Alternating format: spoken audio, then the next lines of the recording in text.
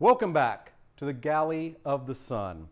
So Chinese restaurants in America began around the time of the California Gold Rush. At that time, between 20,000 and 30,000 Chinese people immigrated to the United States. By 1850, there were 5 Chinese food restaurants in San Francisco, and it became all the rage. And soon, food imports from China to U.S. were flowing in quickly.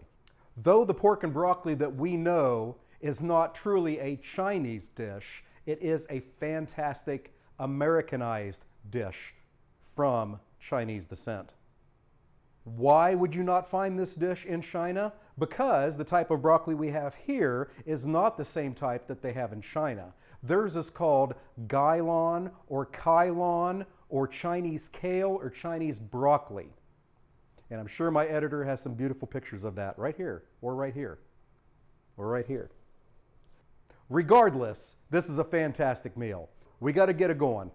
We have some marinating to do, not too long, but as the pork is marinating, it's going to give us time to get everything else together. Because when you're doing stir fry, things happen fast. So you need to have everything organized, have things in their separate bowls, know what goes in, comes back out, goes in together. So we're going to get that all set up once we get our pork marinating. So what I have here is some pork loin chops. We're going to take a quick look at these, and we do have some different muscles here, and the fibers are flowing a little bit different, but mostly the fibers are going this way in the pork. We're going to cut against the grain and give us some nice little strips like you're used to with your pork and broccoli. Don't want them too terribly long. We don't want them too terribly thick because we want this to cook fast. And I have no idea why I'm cutting it like I'm a left-handed person when I'm using my right hand. Oh, that's much more natural. Because that's what we strive for here on Galley of the Sun. Natural. These fibers are going all over the freaking place, but they're mostly going this way. I think this is a perfect dish to use pork loin chops on. If you're going to have a pork chop, to me, you want the bone in there. You want all that extra fat on the outside because fat is flavor. This is going to get a lot of sauce and a lot of help from the vegetables. So, perfect for this dish. Now, I'd say my meat is probably about 85 to 90% thawed. It's still got a little stiffness to it. That's what she said. But it makes it for easier cutting. If you have this totally thawed out, it tends to move around on you a bit. You can do this from a whole pork loin too. I just happen to have some pork loin chops hanging around, so I decided to use them in this dish before somebody tried to just barbecue them. Because like I said, not enough fat.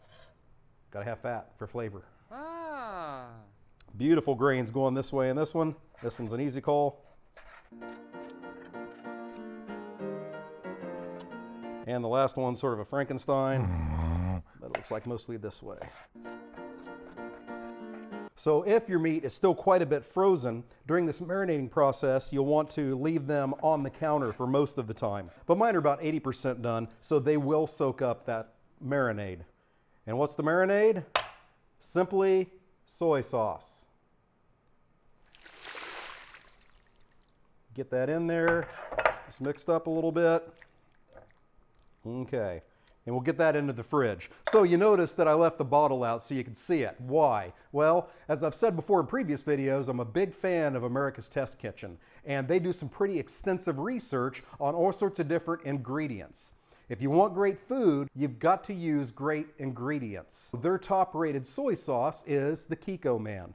I highly recommend you take a look at America's Test Kitchen. Anytime that I'm cooking with something that I know that they've reviewed or think maybe they've reviewed, I check with them to see what their brand is. And it has made a big difference in my cooking since I've done that. I was good before. Now I'm legendary. Thank you, America's Test Kitchen. Okay, wash our paws. This goes in the fridge. All right, the next thing we're going to do is get our ginger and our garlic together. They're going to go in together with some peanut oil. So we're going to get that into this bowl and be ready for the next step. So all the quantities are down in the description, but I've got 12 bulbs of garlic here.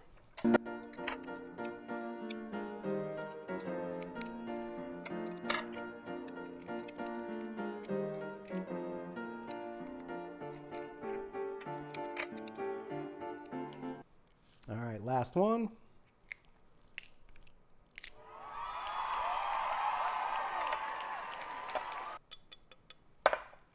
Now here we got our 2-inch piece of ginger, and it's been shaved. I'm really more of a shaved Marianne guy than a shaved ginger guy, but time to mince. Don't have a fancy machine for this one, got to do it by hand.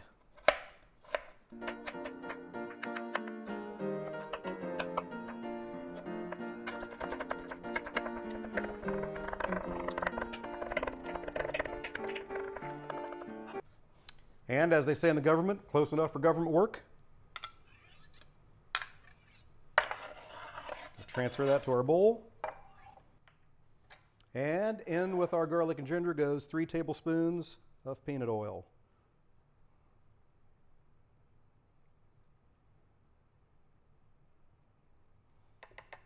There we go. Now on to the next step. All right, next step, on to preparing our green onions, our pepper, and our broccoli. I know the recipe says 2 small peppers, but we got this Chernobyl pepper here. This one's gonna be more than enough.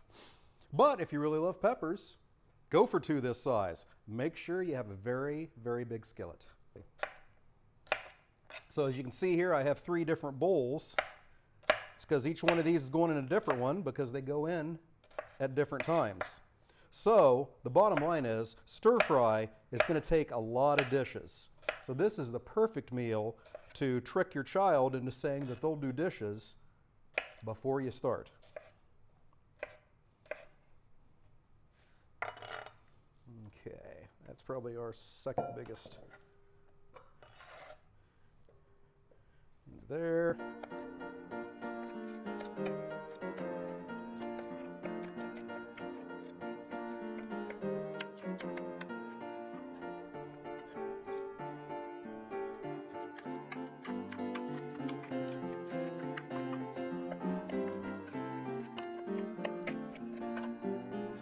Done. Onto the green onions. Want these in about 1/2-inch pieces.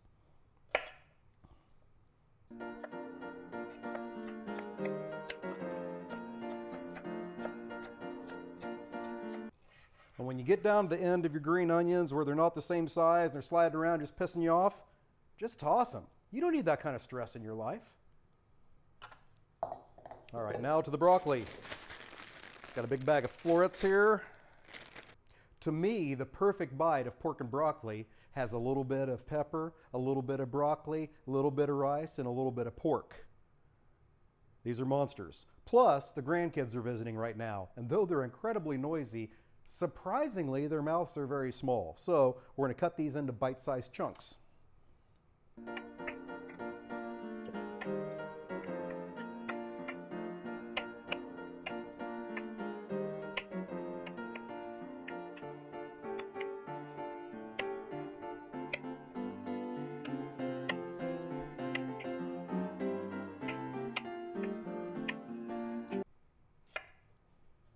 Hey, baby. I am recording right now, but this is unexciting chopping, which she's either going to cut or fast forward through. Gotcha. Because slowing it down and making it seem like I cut very slow would be very douchey. How are the kiddos? Up, they're doing fine. Are they outside or inside? They're inside. Greg made them shower. Somehow the Tooth Fairy's offering was lost into the bed. So. Oh, did we lose a tooth last night? Well, yes. Tammy, Bill actually let Tammy pull a tooth. But she woke up, the tooth was still there, and the money was not.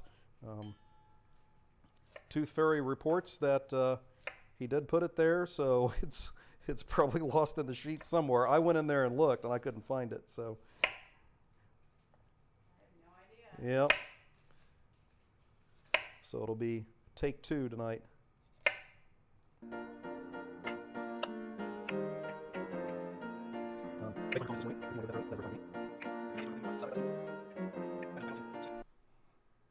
Alrighty, last big thing before the cooking is to get our sauce together. So I already got my cornstarch in here. In goes my chicken broth and my dry sherry and my brown sugar and the sesame oil and the oyster sauce. Now we whisk all that together.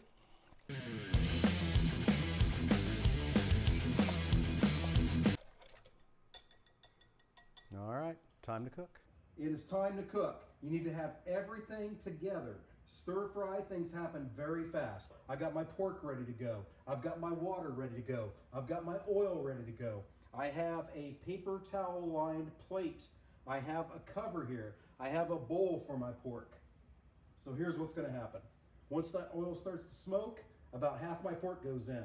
I'm gonna let it set for about a minute. I'm gonna try and get it single layer, get it turned over, go another minute or so, and then that comes out. Then the second batch goes in. That comes out. All that goes into the bowl. Then we put more oil in. The broccoli goes in.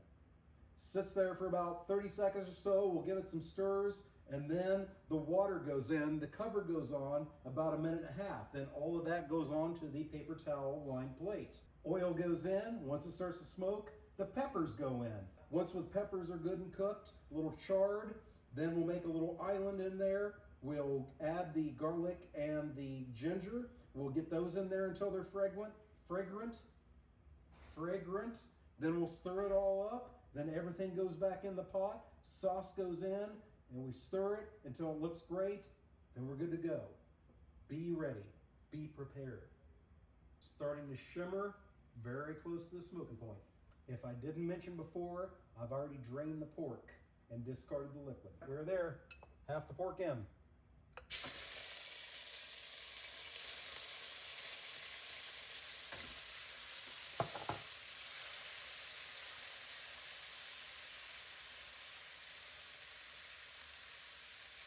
Make sure that you pour away from you.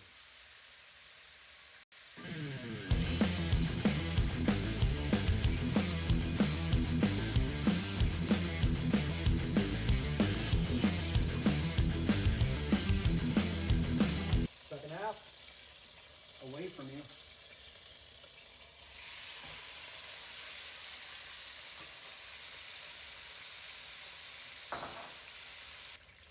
Broccoli in.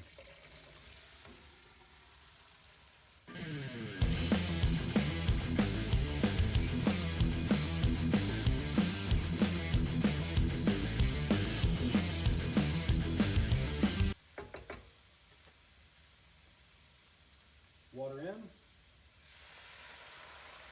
lid on.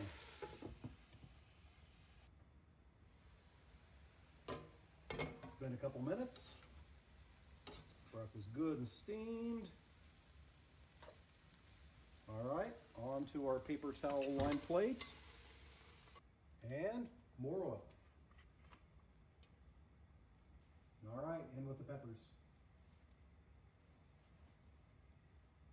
Lesson learned, pour away from you.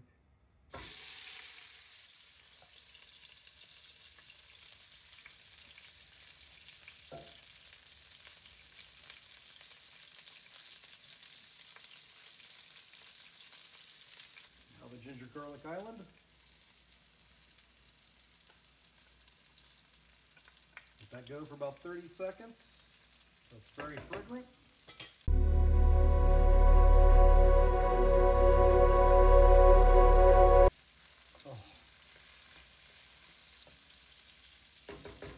All right, back in with the broccoli and the pork.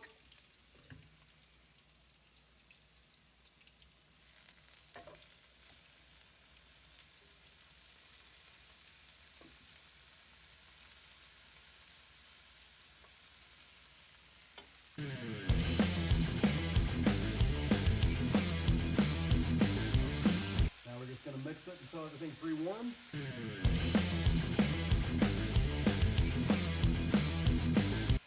And give that sauce one final whisk, and add it and mix. Now we're just going to make sure that get everything coated. Everything's cooked, everything's hot. That cornstarch in there is going to thicken up that sauce and coat every little nook and cranny in this masterpiece.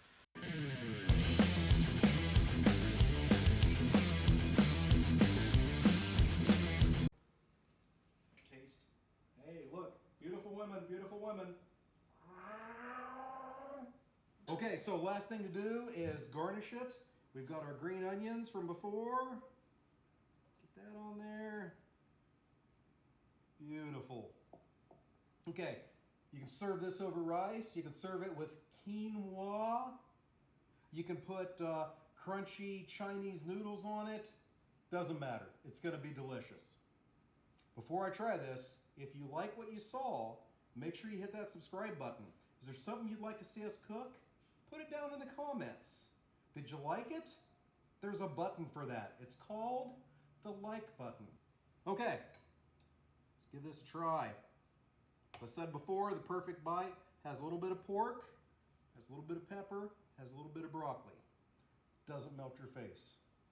It may melt my face, but we'll try it.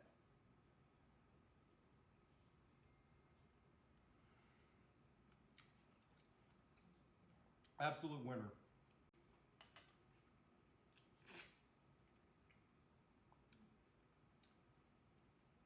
Give this recipe a try. I have to feed my horde right now because they're all crowded around. Thank you very much, and watch us next time on Galley of the Sun.